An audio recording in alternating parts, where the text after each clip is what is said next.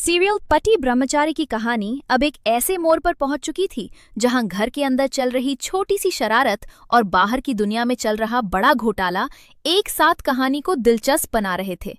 एक तरफ परिवार के बीच हल्का फुल्का हंसी मजाक और छुपे हुए राज थे, तो दूसरी तरफ जिम्मेदारी, ईमानदारी और सच के लिए लड़ाई का एक बड़ा संघर्ष शुरू हो चुका था। घर में सुबह का माहौल सामान्य था, लेकिन हर दिन की तरह इस दिन भी कुछ ऐसा होने वाला था जो सबकी जिंदगी में नया मोड़ लेकर आता।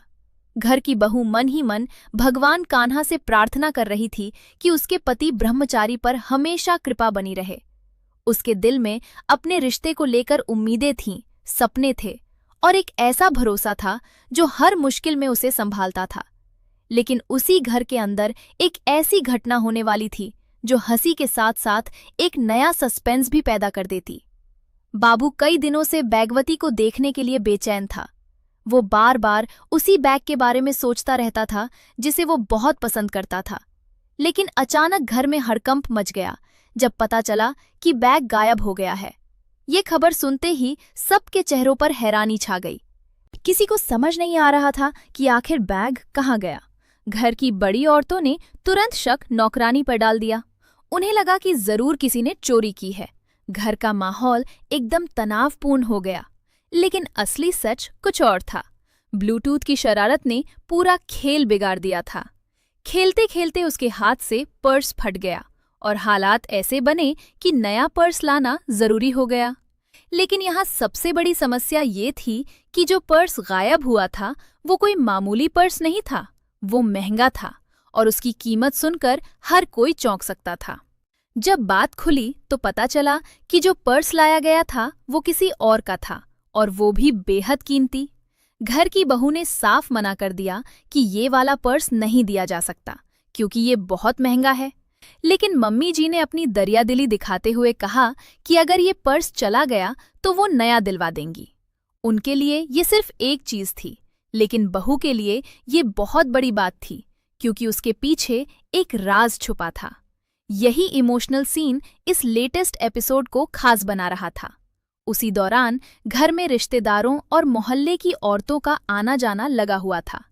बातचीत के दौरान एक चश्मे का जिक्र हुआ। नंदरानी जी ने बताया कि उनका चश्मा डुप्लीकेट है जबकि भाभी का ओरिजिनल। ये छोटी सी बात अचानक बड़ी बन गई क्योंकि इसी बातचीत में एक ऐसे बाजार का जिक्र हुआ जहां हर चीज की पहली कॉपी मिलती है। बस यही सुनते ही बहू के दिमाग में एक नई योजना आई।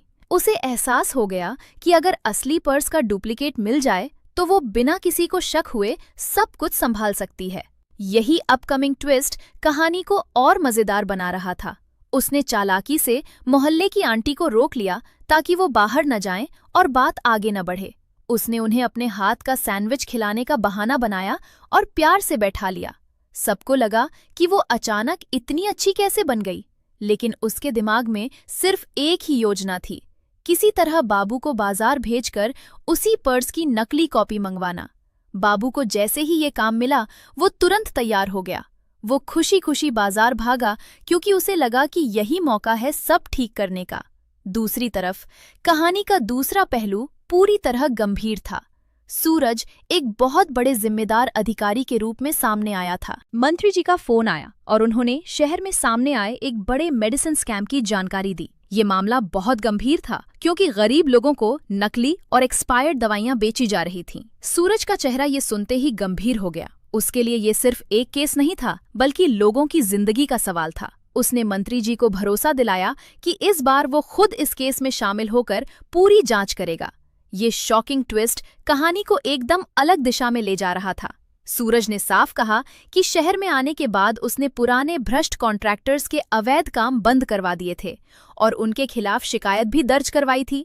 लेकिन अब जरूरत थी ऐसे ईमानदार लोगों की जो पैसे से ज्यादा इंसान की जिंदगी की कीमत समझें। यही फैमिली ड्रामा और सोशल रिस्पॉन्सिबिलिटी इस इंडियन सीरियल आज का एपिसोड को और मजबूत बना रही थी।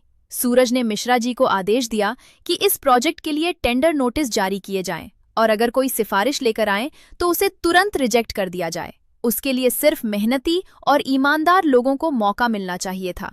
मंत्री जी भी सूरज की सोच से प्रभावित थे। उन्होंने कहा कि अगर हर अधिकारी सूरज जैसा सोचने लगे तो देश के गरीबों का हक कोई नहीं मार पाएगा। ये इमोशनल और पावरफुल सीन कहानी में गहराई ला रहा था। दूसरी तरफ घर में बाबू बाजार से लौट चुका था। उसके हाथ में वही डुप्लीकेट बैग था जो असली से बिल्कुल मिलता जुलता था। बहू की आंखों में चमक आ गई। उसने बैग को देखते ही राहत की सांस ली। अब उसकी योजना पूरी होने वाली थी। दोनों ने मिलकर जल्दी से बैग बदलने का फैसला किया ताकि किसी को सच का पता न चले। लेकिन किस्मत हर बार इतना आसान रास्ता नहीं देती। जैसे ही वो बैग बदलने की कोशिश कर रहे थे, किसी के आने की आहट सुनाई दी। दोनों घबरा गए। अगर इस वक्त कोई उन्हें देख लेता तो सारा राज खुल जाता। यही सस्पेंस इस कहानी को और ग्रिपिंग बना रहा था। घर में हर कोई अपनी अपनी दुनिया में था, लेकिन किसी को अंदाजा नहीं था कि एक छोटा सा बैग इतना बड़ा हंगामा खड़ा कर सकता है। दूसरी तरफ सूरज अपने ऑफिस में पूरी गंभीरता से केस की फाइलें देख रहा था। उसे एहसास हो रहा था कि यह स्कैम सिर्फ कुछ लोगों की चाल नहीं, बल्कि एक बहुत बड़ा नेटवर्क है, और अगर उसने इसे नहीं रोका तो कई मासूम लोगों की जान जा सकती है। यही संघर्ष उसे और मजबूत बना रहा था। लेकिन उसे नहीं पता था कि जिस केस की वो जांच कर रहा है, उसका रिश्ता कहीं न कहीं उसके अपने घर तक भी पहुंच सकता है। यही अपकमिंग स्टोरी का सबसे बड़ा ट्विस्ट बनने वाला था। घर में बहू और बाबू की योजना धीरे धीरे सफल होती दिख रही थी। डुप्लीकेट बैग बिल्कुल असली जैसा लग रहा था। अब बस सही समय देखकर उसे बदलना था। लेकिन बहू के मन में डर था कि अगर किसी ने पकड़ लिया तो क्या होगा। मम्मी जी की नजर बहुत तेज थी, और अगर उन्होंने एक बार भी बैग गौर से देख लिया तो सारा खेल खत्म हो सकता था। बाबू भी बार बार घबरा रहा था, लेकिन बहू उसे समझा रही थी कि सब ठीक होगा। यही हल्की फुल्की कॉमेडी और सस्पेंस कहानी को एंगेजिंग बना रही थी। दूसरी तरफ सूरज ने फैसला किया कि वो खुद उन कॉन्ट्रैक्टर से मिलेगा जो इस टेंडर के लिए आवेदन करेंगे। उसे यकीन था कि सच तक पहुंचने के लिए उसे हर पहलू को समझना होगा। लेकिन कहानी का सबसे बड़ा राज अभी बाकी था।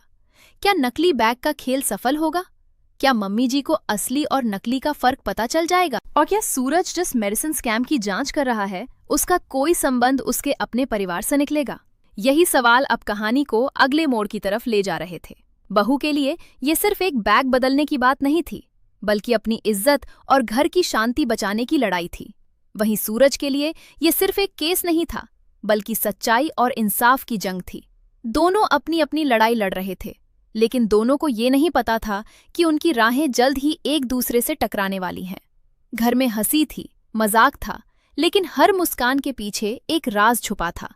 बाहर दुनिया में भ्रष्टाचार था, साजिश थी, और हर कदम पर धोखा था। यही इस सीरियल की खूबसूरती थी कि छोटे छोटे पलों में भी बड़े मोड़ छुपे होते थे।